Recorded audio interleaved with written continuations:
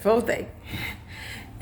Para o vídeo não ficar mais longo, eu vou falar agora da fase adulta, né? A seletividade alimentar na fase adulta.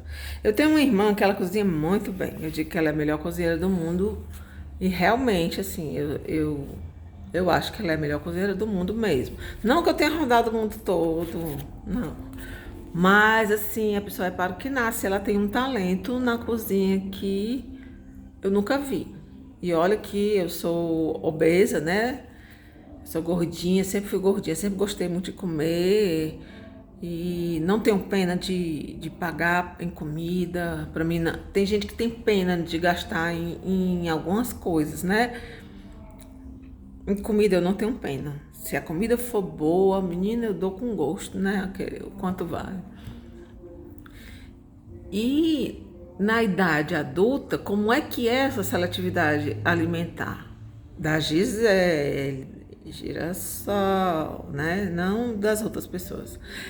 A minha, eu percebo que ela é... Como é que eu chamaria? Eu tinha até um grupo... Ela é flutuante, por exemplo.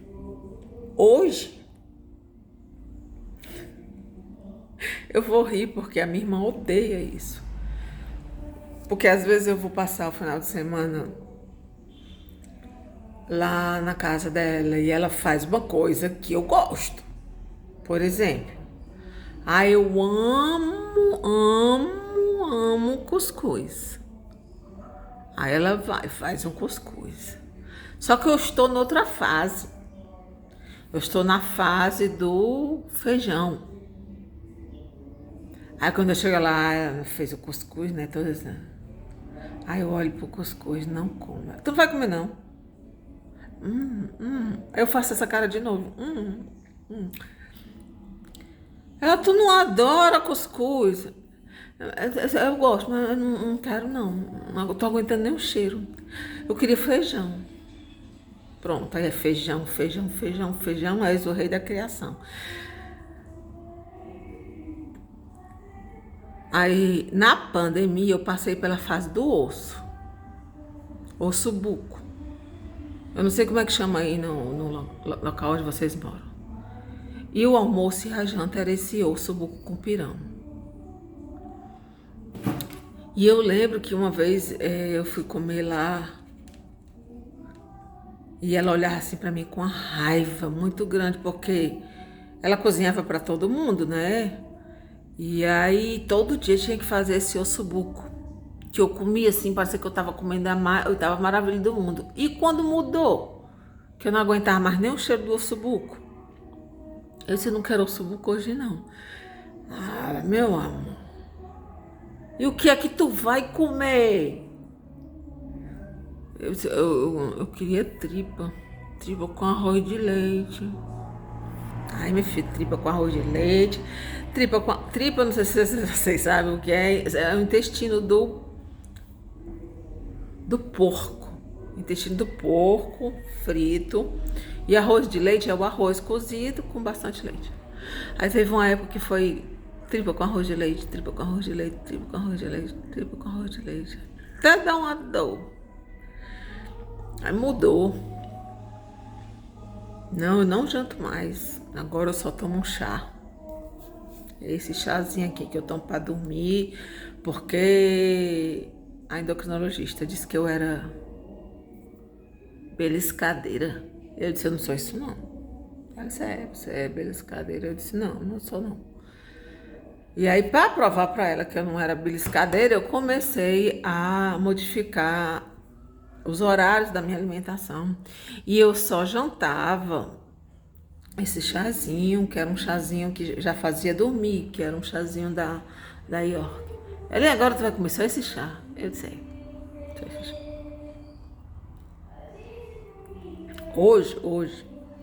Hoje eu tô na pipoca. Pipoca de janta.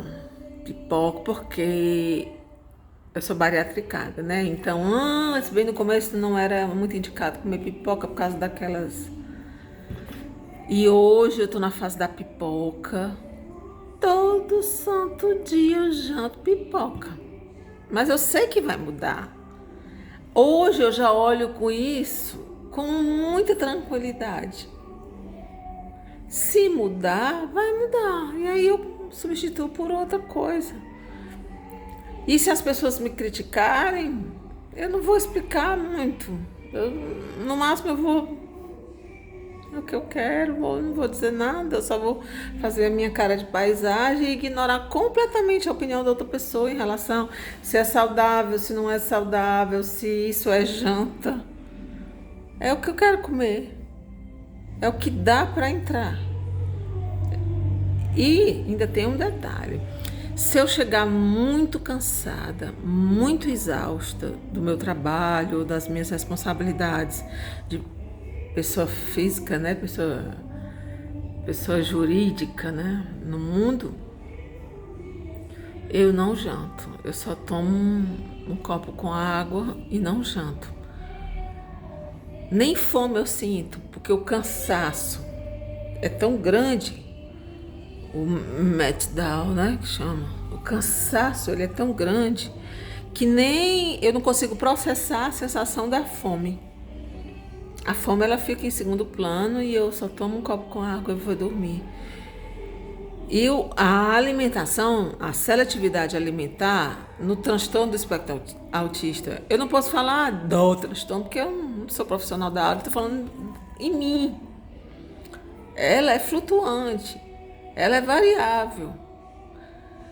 Vai ter um dia que duas coisas que eu não como nem a pau: beterraba e fígado.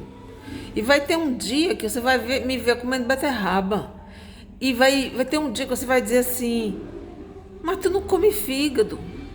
Eu tô com desejo de comer fígado. E não é frescura. Eu costumava dizer que eu tinha desejo de grávida. Porque eu tinha desejo específico por aquilo, mas desde até a infância, porque na década de 70 não existia aqui na Barra do Ceará, Fortaleza, Ceará, Brasil, biscoito de limão. E do nada eu criei na minha cabeça, eu botei na minha cabeça que eu queria biscoito de limão. A minha mãe olhava para mim: Gisele, Heloísa, não existe biscoito de limão, minha filha. De onde você tirou isso? Eu quero biscoito de limão. Eu quero, mãe. Eu preciso. Minha mãe não cedia aos meus encantos de lágrimas, não, viu? Se cala, enxuga essas lágrimas. Vai comer o que tem. Eu vomitava. Por quê? Porque queria o biscoito de limão. Porque queria o biscoito de limão. Eu vim conhecer biscoito de limão, eu acho que na faculdade. Acho que o Bono lançou um biscoito de limão recheadinho, não sei como foi.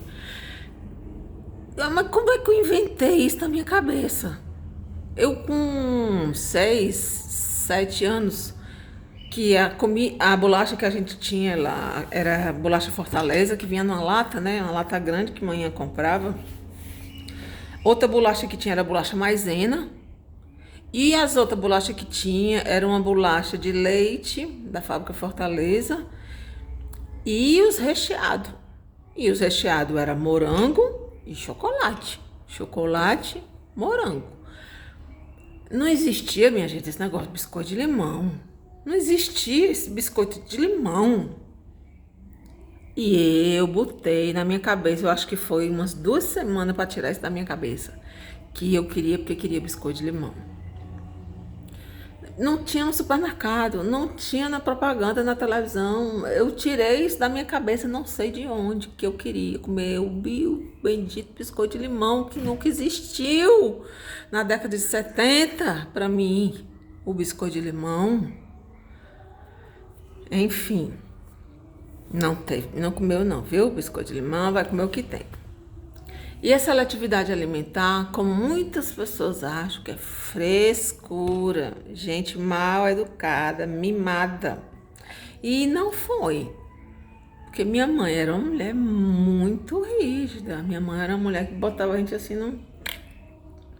Tava uma coleirinha assim, se você vai fazer é isso, vai fazer é aquilo. E ai, se você não fizesse. Seletividade alimentar é uma realidade para quem tem o transtorno do espectro do autismo, tanto o transtorno do espectro autista, e não é uma coisa gostosinha de viver, é difícil, difícil. Porque às vezes o seu corpo está com a necessidade do alimento, mas você não tem vontade, você não consegue realmente comer. A minha mãe botava na minha boca, eu vomitava, era pior. Vomitava nada, né? E era pior. Então, na idade adulta, agora, a minha seletividade alimentar, ela existe ainda. Claro que muito mais trabalhada, né? Pela vida, né? Hoje eu consigo adaptar, fazer a linha, né? Meu masking. Não fazer essa cara de nojo. Essa cara de nojo eu faço em casa ainda. Vai que aí você... Não, eu não aguento nem o cheiro. E realmente, a gente não aguenta nem o cheiro. As texturas também, né? Tem gente que gosta pastoso, tem gente que gosta mais crocante, tem gente que gosta seco, tem gente que gosta mais molhado, tem gente que gosta misturado, tem gente que gosta separado, tem gente que tanto faz. Isso não é tão importante. A seletividade alimentar não é uma característica tão importante. E aí vai dizer, não tem seletividade alimentar, não é autista. Não é isso. Tem seletividade alimentar, é autista. Não é isso. Eu estou falando de uma característica do autismo que eu tenho. Seletividade alimentar. Sempre tive. Sempre fui a chamada fresca, mimada, miricida. Miricida por quê? Porque só comia a coxinha da galinha. E a coxinha é um bom corte, né? Que a gente chama. E hoje em dia eu já olho para isso com análise, né? Meu Deus, como é que nunca ninguém percebeu que tinha alguma coisa aí, alguma coisa, né? Mais alguma coisa, dentre tantas outras coisas que eu vou falar aqui, que eu acho importante falar, porque tem gente que tem e não sabe muito bem por que tem. Eu sou autista. Não é isso. Você tem uma característica do autismo. E não se invalide porque você é assim. Não se invalide enquanto ser humano, porque você é único. Você é única. E você, como ser humano, você tem características suas. Que se encaixa no autismo, que se encaixa no... Porque o pessoal quer cidificar tudo, né? Quer botar tudo no CID. Então, às vezes é uma característica, só uma característica, duas características, não quer dizer que isso é aquilo, né? Você precisa passar por um estudo, por uma análise clínico-comportamental para ser laudado, ser verificado e ser comprovado. Não existe delícia na deficiência. Ai, que delícia! Ai, que delícia ser deficiente auditivo. Ai, como eu adoro, como eu gosto. Nossa, como é bom ser neurodivergente. É uma delícia. É super fácil viver na sociedade neurotípica sendo diversa. É uma delícia. Não, minha gente. Estou usando de ironia, né? Que ironia também é uma coisa difícil da gente captar. Que me ajudou muito, muito, muito. A arte, a dança e o teatro. E aí já é outra história, a arte na minha vida. Um beijo. Seletividade alimentar existe. Se respeite e siga.